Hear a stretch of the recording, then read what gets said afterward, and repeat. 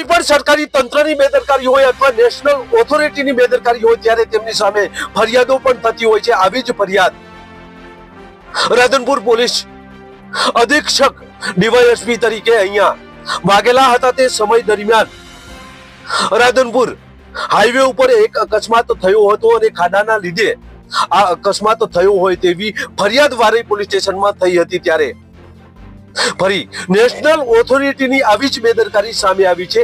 National ઓથોરિટીના ગટરના ખુલ્લા ઢાંકણાઓના લીધે 57 વર્ષીય મહિલા પડી જાય છે, તેને હેમરેજ થાય છે અને ત્યારબાદ તેનું મોત થયું છે। મોતને લઈને સમગ્ર પંથકમાં અરેરાટી વ્યાપી છે। ત્યારે આ નેશનલ ઓથોરિટીની બેદરકારી છે। ત્યારે આ પરિવાર ન્યાયની માંગણી માંગી રહ્યો છે, પરંતુ તેને ન્યાય મળશે કે નહીં તે સવાલો છે। નમસ્કાર, ક્રાઇમ અવાજ ન્યૂઝમાં તમારું સ્વાગત છે અને હું છું તમારી સાથે નાનજીભાઈ ઠાકોર। આજે વાત કરવી છે એ તંત્રની કે જેની બેદરકારીથી અનેક લોકોએ જીવ પણ ગુમાવ્યા છે, અનેક લોકો હોસ્પિટલ સુધી આ બેદરકારીને લીધે પહોંચ્યા છે।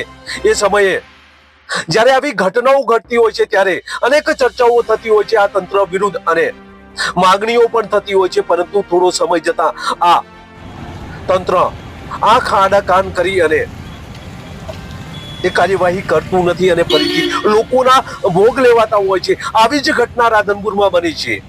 રાધનપુર નેશનલ ઓથોરિટીની બેદરકારીથી એક મહિલાનું કે જે વૃદ્ધ મહિલા છે, 57 વર્ષની આ મહિલા છે, તે પડી જવાથી તેનું મોત થયું છે। હાલ તો પરિવાર રજડી પડ્યો છે, પરિવારનું હૈયારુદન શરૂ થયું છે, કારણ કે આ મહિલા નિર્દોષ હતી અને નેશનલ ઓથોરિટીની બેદરકારીથી આ મોત થતા અરેરાટી પણ જોવા મળી રહી છે। નેશનલ ઓથોરિટીની ભૂલના કારણે જ્યારે અકસ્માત થતો હોય, લોકો ભોગ બનતા હોય ત્યારે તેની સામે પણ ગુનો નોંધાય છે તેવો રૂલ્સ છે। કારણ કે રાધનપુરમાં જ્યારે ડીવાયએસપી તરીકે વાગેલા હતા તે સમય દરમિયાન તેમણે વારઈ પોલીસ સ્ટેશનમાં સૂચના આપી હતી અને વારઈ નજીક બાઇક ચાલક જે ખાડામાં પટકાયો હતો ને ત્યારબાદ આ નેશનલ ઓથોરિટી વિરુદ્ધ એફઆઈઆર થઈ હતી। ત્યારે આવી જ બેદરકારી રાધનપુરની પણ જોવા મળી રહી છે। રાધનપુર નેશનલ હાઈવે ઓથોરિટીની ગટરો આવેલી છે, તેના ઢાંકણા ખુલ્લાઓ છે। આ ઢાંકણા ખુલ્લા હોવાના કારણે અનેક વખત અકસ્માતો સર્જાઈ ચૂક્યા છે। કેટલી ગાયો આ ગટરમાં પડી ચૂકી છે અને મહા મુસીબતે તેમને કાઢવામાં પણ આવી છે। ત્યારે એક મહિલા અહીંથી પસાર થઈ રહી હતી અને એ સમય દરમિયાન આ ગટરના જે ખુલ્લા ઢાંકણા છે તેમાં પગ લપસે છે અને ત્યારબાદ તેને માથામાં વાગે છે અને માથામાં વાગ્યા બાદ તેને હેમરેજ થાય છે। રાધનપુર સરકારી હોસ્પિટલમાં લઈ આવવામાં આવે છે અને ત્યારબાદ ધારપુર પણ ખસેડવામાં આવે છે, પરંતુ કોઈ પરિણામ મળતું નથી। તારીખ 17ની સાંજે મારી મમ્મી ગટર જે સોસાયટીનો રોડ છે ત્યાં ગટર છે નગરપાલિકાની, ત્યાં પડી ગઈ હતી અને માથાના ભાગે ઇન્જરી થઈ હતી ગટરમાં પડવાથી અને એનું મૃત્યુ થયું, બ્રેન હેમરેજ થવાથી। અને જે ઘટનાનો જવાબદાર નગરપાલિકાવાળા જ ગણાય કાયદેસર જોવા જઈએ તો, કારણ કે કોઈ એમને કોઈ ધ્યાન જ આપતા નહીં કોઈ બાબતમાં। ગટરો ભરેલી હોય કે ગમે ગટરો ખરાબ હોય, ઢાંકણા હોય ના હોય, એ તો એમની રીતે કરીને જતા રહે છે। અને અમારી પરિસ્થિતિ થોડી ખરાબ છે, બરાબર। અમારી કોઈ પરિસ્થિતિ છે નહીં કે અમે સક્ષમ નથી બંને ભાઈ એમ ધંધો કરીએ છીએ। શું નામ તમારું? મારું નામ ચેતનભાઈ, મારું નામ ચેતનભાઈ બિપિનભાઈ અને નર્મદાબેન મારી મમ્મી છે।